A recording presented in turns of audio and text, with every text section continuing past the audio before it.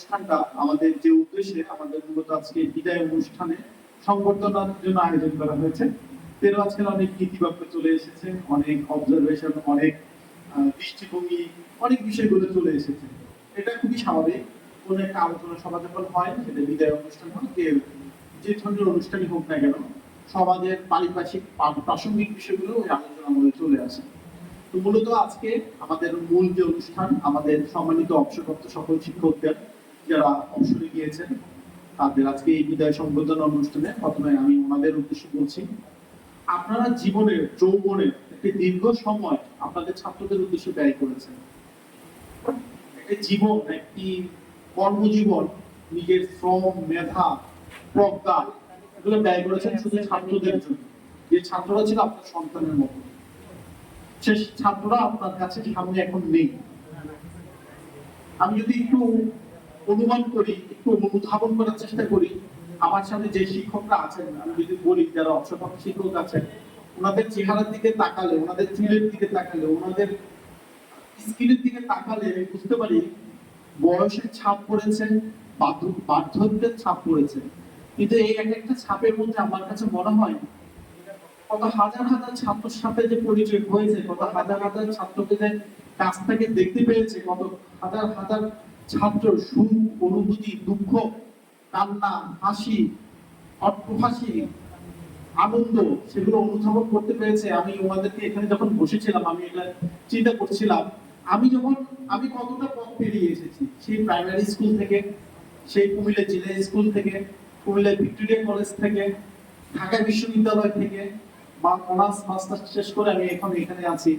আমি যখন আমার এই কর্মজীবনটা চিন্তা পিছনের দিকে চিন্তা করছি, তখন আমার নিজেরই মানসপটে অনেক স্যারদের কথা মনে পড়ছে। হাফিজুল্লাহ হুজুর স্যারের কথা মনে পড়ছে, পিসি পড়াতেন, খুব মারতেন, নাসির স্যারের কথা মনে পড়ছে, এনাম স্যারের কথা মনে পড়ছে। আপনারা কেউ স্যারদের নাম কথা জানেন না, কেউ চিনেন না, অনেকে চিনতে পারেন, হ্যাঁ চিনতে পারছেন। স্যারদের কথা আমার মনে পড়ছে। এই স্যাররা এই মুহূর্তে আমার কথা মনে নেই। হাজার হাজার ছাত্রের মধ্যে আমি একজন স্যারের ছাত্র ছিলাম। স্যার আমার কথা মনে নেই, হয়তো চেহারা দেখলে চিনতে পারবে, কিন্তু আজকে এই অনুষ্ঠান থেকে আপনাদেরকে দেখে আমার স্যারদের কথা মনে পড়ছে। ঠিক তেমনি আপনাদেরই কোনো ছাত্র আজকের এই বিকেলে কোনো একটা অনুষ্ঠানে বসে হয়তো আপনাদেরই কথা চিন্তা করছে, যেটা আপনারা জানেন না। সমাজে আপনাদের অবস্থান হলো সেই জায়গায়, এবং এই জায়গা থেকে আপনাদেরকে চিন্তা করবেন। আপনারা যারা আজকে যাচ্ছেন, বিদায় অনুষ্ঠানে হচ্ছেন, আমার এক্সিলেন্ট বলেছে আপনাদের আসলে বিদায় হয় না, এটা একটি আনুষ্ঠানিক একটা অনুষ্ঠান মাত্র। আমি সেই করে বলতে চাই, আমরা আপনাদেরকে বিদায় দিচ্ছি না, এটা একটা অনুষ্ঠান করছি, আপনাদেরকে সংবর্ধনা দিচ্ছি। সংবর্ধনার নাম হলো বিদায় সংবর্ধনা, এটি একটি আনুষ্ঠানিকতা মাত্র। আপনারা দীর্ঘ কর্মজীবন অতিবাহিত করেছেন আমাদের সমাজকে সুন্দর করার জন্য। কথাগুলোকে অনেকটা পাঠ্যবইয়ের কথার মতো মনে হলো, এটা সঠিক। আজকে সমাজটা সুগঠিত থাকে, একটা সমাজ সুশৃঙ্খল থাকে, একটা সমাজের বুদ্ধিদীপ্ত চর্চা হয় শিক্ষকের মাধ্যমে। একটা ছাত্র কৈশোর জীবনে যখন 11 বছর থাকে, 12 বছর থাকে, তখন তার কৈশোরের যে চিন্তাটা, বুদ্ধিদীপ্ত চিন্তা, উদ্ভাবনী চিন্তা, যে সময়টা পার করে ক্লাস 6, 7, 8, 9, এই সময়টা যে টিনেজ সময়টাকে আমরা যেটা বলে বৈজ্ঞানিক ভাষায়, সেই সময়টা যে চিন্তা বিকশিত করা, সেই বিকশিত করার একমাত্র রাস্তা থাকে শিক্ষকদের হাতে। হ্যাঁ, এটাও ঠিক যে বলে বাসার যে অভিভাবক, পিতামাতার অবদান অবশ্যই থাকে, কিন্তু পিতামাতার পরেও 40 জন ছাত্র কিন্তু আপনাকে চিন্তা করে, আপনি কিভাবে পান খাচ্ছেন সেটাও দেখেন, আপনি কিভাবে ক্লাস নিচ্ছেন। ক্লাস 6 এ হাফিজুল্লাহ হুজুর স্যার আমাদের স্কুলে জেলা স্কুলে শ্রীকান্ত পড়িয়েছিলেন। স্যার মুখাভঙ্গি করে, মুখায়ব নিয়ে শ্রীকান্ত যে উপন্যাসটা পড়িয়েছে, আমি এখনো সেই আজকে কত বছর পর, আজকে 2026 সাল, স্যার তখন পড়িয়েছে 2004 সালে, যখন আমি ক্লাস 6 এ, 4 সাল কি 3 সাল হবে, আমার এখনো স্পষ্ট মনে আছে। কেন মনে আছে? কারণ ওই সময়ের যে মেধা, ক্লাস 6 এর বাচ্চা, ক্লাস 7 এর বাচ্চার যে মেধা, সেটা আমাদের মেধার থেকে অনেক বেশি প্রখর। সে তার কৌশল মনে, সে যেটা দাগ কেটে যায়, সেটা এখন পর্যন্ত তার মনে থাকবে। এবং এটাও মনে আছে আমার, কোন স্যার বেশি মারতেন, কোন স্যার ওর শাসনের নামে অতি শাসন করে ফেলতেন, সেটাও আমার মনে আছে। আমাদের বিভিন্ন বক্তারা বক্তব্য এক পর্যায়ে বলে ফেলেছে, প্রাইভেটের কথাটা এসেছে, এটা কিন্তু অস্বীকার করার কোনো সুযোগ নেই। প্রাইভেট কালচার কিন্তু আমাদের সমাজে আছে, এবং এটাও সত্যি, এবং এটার ভুক্তভোগীও আমি কিছুটা হলেও।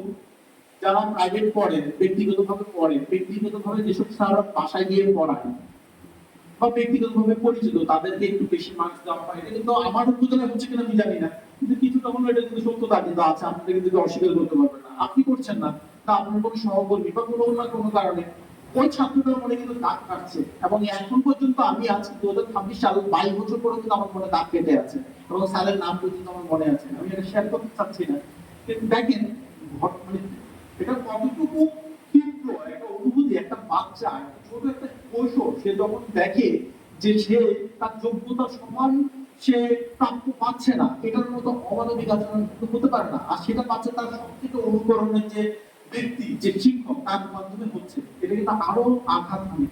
তো আমার যারা বক্তারা, মাধ্যমিক শিক্ষা অফিসার, আমাদের উপজেলা বিএনপির সেক্রেটারি মহোদয় যে কথাটা বলেছেন, ওনারা এটাই বুঝাতে চেয়েছেন অন্য স্টেক হোল্ডার যারা আছেন, সমাজের মধ্যে অনেক স্টেক হোল্ডার আছে, অনেক পেশাজীবী সম্প্রদায় আছে, তাদের সাথে আপনাদের নিজেদেরকে মিলালে হবে না। তারা একটা অন্যায় করলে, একটা ছাত্রের মনে যেভাবে দাগ কাটে, একজন শিক্ষকের যদি কোনো রকমের ব্যত্যয় ঘটে, সেটা কিন্তু ওই ছাত্রের মনে আরো বেশি দাগ কাটে। আমার বক্তারা, পূর্বতন বক্তারা এটাই বোঝাতে চেয়েছেন। আরেকটা বিষয় এসেছে যে অ্যাসোসিয়েশনের কথা। দেখেন, প্রত্যেকটা পেশাজীবী সংগঠনের এক আলাদা করে সংগঠন আছে, এবং সেই পেশাজীবী সংগঠনগুলোর মূল কাজ হলো সংশ্লিষ্ট পেশার যে সমস্যা, যে সীমাবদ্ধতা, সেটা সঠিক পন্থায় সংশ্লিষ্ট কর্তৃপক্ষের মাধ্যমে রাষ্ট্রের কাছে উপস্থাপন করা, কোনোভাবে রাষ্ট্রের শৃঙ্খলা ভঙ্গ করা না। রাষ্ট্র আপনাকে নিয়োগ দিচ্ছে রাষ্ট্রের শৃঙ্খলা বজায় রাখার জন্য। এখন আপনাকে রাষ্ট্রের একটা নির্দিষ্ট দায়িত্ব, নির্দিষ্ট কাজ পালন করার জন্য।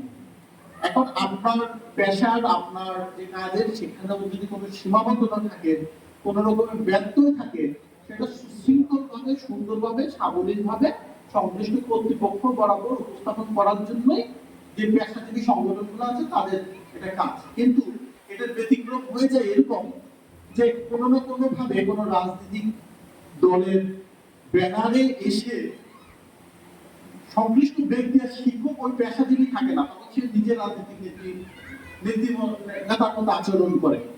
রাজনীতিক নেতৃত্ব গুণাবলী যদি আপনার থাকে, আমরা সেটাকে অবশ্যই অবশ্যই প্রশংসা করি, কিন্তু আপনার যদি সেই গুণাবলীটা থাকে, সেটা প্রকাশ করার জন্য সংশ্লিষ্ট রাজনৈতিক দল আছে, সেই রাজনৈতিক দলের মাধ্যমে রাজনৈতিক রাজনৈতিক আমাদের তো দেশের মধ্যে তো রাজনীতি যে করতে করার যে প্রক্রিয়া, সেটা তো একদম বলা আছে কিভাবে রাজনীতি করতে হবে। আপনি কোনো সরকারি চাকরি থেকে তো কোনো রাজনীতি করার কোনো সুযোগ নেই।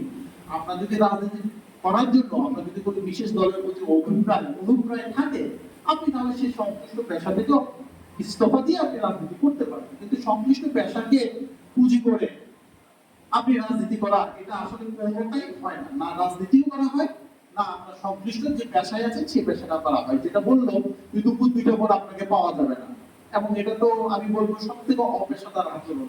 যদি আপনি একজন বিশাল একটা সংগঠনের একজন সদস্য হয়ে দুপুর 2টার পর বা 3টার পর, বা আপনার যে মূল কাজ সেই কাজটা বাদ দিয়ে যদি আপনি কাজ করেন, তাহলে সেটা আপনি বলবো আপনি আপনার কাজের সাথে আপনি বিক্রি করছেন, আপনি বেমানি করছেন। তো সেটা তো অবশ্যই কাম্য না। আমার পূর্বতন বক্তারা এটা বলেছেন। তবে আমি এটাও স্বীকার করি, এবং অবশ্যই খুব গর্বের সাথে স্বীকার করি যে আমার প্রথম বক্তা আমাদের বাজারটি রমণীমোহন কলেজের স্কুল হাই স্কুলের প্রধান শিক্ষক যেটা বলেছেন, আমাদের হাইচর উপজেলার মধ্যে অপেক্ষাকৃতভাবে অন্যান্য উপজেলা থেকে অনেক বেশি শৃঙ্খলিত, এবং অনেক বেশি শিক্ষকরা, বিশেষ করে হাই স্কুলের টিচাররা অনেক বেশি পলিশড। আমি ডেফিনেটলি এটা স্বীকার করবো। আমি যতজন, আমি যেহেতু অনেকগুলো প্রতিষ্ঠানের সভাপতি হিসেবে ছিলাম, আমি নিঃসন্দেহে এটা স্বীকার করবো।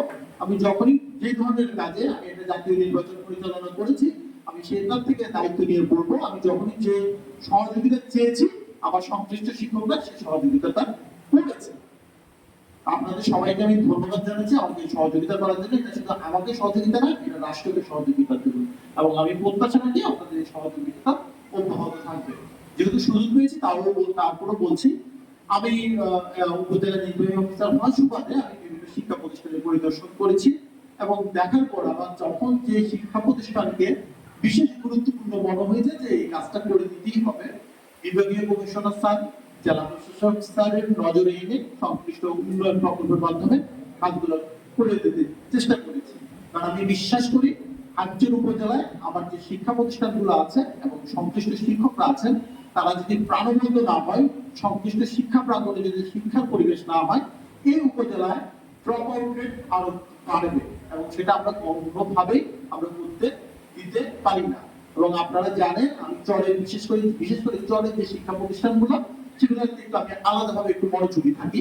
আমাদের অলরেডি মোল্লাকান্দি একটি স্কুলে আমাদের ছাত্রছাত্রীদের মধ্যে ইউনিফর্ম বিতরণ করার জন্য আমি এডিবি থেকে প্রকল্প রেখেছি এবং ভবিষ্যতে যদি এই ধরনের আমার কাছে আরো সুযোগ আছে আপনারা আমাকে জানাবেন। যে বিষয়গুলো যে শিক্ষা প্রতিষ্ঠানগুলো বিশেষ করে দুর্গম অঞ্চলে যেখানে ড্রপ আউট রেট বেশি, সেখানে ড্রপ আউট রেট কমানোর জন্য আমার পর্যায়ে থেকে আমার যতটুকু সক্ষমতা আছে সর্বোচ্চ পরিমাণ আমি গুরুত্ব সাথে বিবেচনা করবো। কিন্তু দায়িত্বটা আপনারই বারবার আমার সাথে যোগাযোগ করতে হবে। সংশ্লিষ্ট শিক্ষক প্রধান যিনি আছেন আমাদের সাথে যোগাযোগ রাখতে হবে, যাতে আমরা আমাদের নজরে এটাকে আনে। আমাদের এক হাজারটা সমস্যা আছে, এর মাঝখানে আপনার একটা সমস্যা, এখন আপনার সমস্যাটা আপনারই ভালোভাবে আমাদেরকে প্রেজেন্ট করতে হবে, যাতে আমরা এটা গুরুত্ব সহকারে অবলোকন করি। আমাদের মাননীয় সংসদ সদস্য স্যার আছেন, উনি চরের বিশেষ করে শিক্ষা প্রতিষ্ঠানের প্রতি ব্যাপক অনুরাগী, শিক্ষার প্রতি ব্যাপক অনুরাগী, এবং উনি আমাকে বলেছে এই ধরনের সমস্যাগুলো বিশেষ করে চর অঞ্চলে যেসব শিক্ষা প্রতিষ্ঠানগুলোতে ড্রপ আউট রেট বেশি, আমাদের ছাত্রছাত্রীরা এই ধরনের বঞ্চিত হয়, শিক্ষা থেকে যাতে বঞ্চিত না হয় তার জন্য উনি আমাকে বলেছেন বিশেষ করে নজর রাখার জন্য। আপনারা আমার সাথে যোগাযোগ করবেন, আমাদের যোগাযোগ রাখবেন। আমার রিসোর্স কম, আমার সম্পদ কম, এবং আমার সেই সীমিত সম্পদের মধ্যে আমার সর্বোত্তম ব্যবহার করতে হবে। এটাও আমি বলছি, সবাই আবেদন করবেন, সবাই পাবেন না, এটা সীমাবদ্ধতা। আমার যতটুকু সুযোগ আছে আমি ততটুকু দিব। এবার আসি আমাদের বিদায়ী শিক্ষকদের প্রতি। আপনাদেরকে আমি উপজেলা নির্বাহী অফিসার হয়ে আপনাদেরকে আমি ধন্যবাদ এবং কৃতজ্ঞতা জানাচ্ছি। আপনাদের সেই দীর্ঘ কর্মজীবনের প্রতি সশ্রদ্ধ সালাম জানাচ্ছি। আপনাদের যে মেধা, আপনাদের যে প্রজ্ঞা, আপনাদের যে দীর্ঘ জীবনের যে আমি বলবো অধ্যাবসায়, শুধু ছাত্ররাই অধ্যাবসায়ী হয় না, সেই শিক্ষকদের অধ্যাবসায়ের কারণেই হয়তো আমার মতো অনেক ছাত্রই বাংলাদেশে বিভিন্ন প্রান্তরে জনসেবা দিয়ে যাচ্ছে, জীবনে প্রতিষ্ঠিত হতে পেরেছে। সেই সকল ছাত্রদের পক্ষ থেকে আমি উপজেলা নির্বাহী অফিসার হয়ে আপনাদেরকে সশ্রদ্ধ সালাম জানাচ্ছি এবং একই সাথে জানাচ্ছি এখন যেহেতু অবসর নিয়েছেন, হাতে অপরন্ত সময়, এই সময়টাকে আপনারা যতটা পারা যায় ব্যস্ততার মধ্যে অতিবাহিত করবেন। যখনই নিজে অবসর গ্রহণ করবেন, মানসিকভাবে অবসর গ্রহণ করবেন, তখনই আপনার শরীরের রোগ ব্যাধি বাসা বাঁধা শুরু করবে। আর যখন পর্যন্ত আপনি মানসিকভাবে অবসাদ না আসবে, মানসিকভাবে অবসর গ্রহণ করবেন না, আপনি ততক্ষণ পর্যন্ত প্রাণবন্ত থাকবেন, ততক্ষণ পর্যন্ত আপনি সুস্থ থাকবেন। আপনাদের বাকি জীবনের সুস্থতা আমি কামনা করছি এবং আপনারা আবারও বলছি, আপনারা যে সারা জীবন যে অধ্যাবসায়ী ছিলেন শিক্ষা প্রাঙ্গণে, আপনাদের যে অবদান, সেই অবদানকে আমি কৃতজ্ঞ চিত্তে স্মরণ করে আমি আমার বক্তব্য এখানে সমাপ্ত করছি।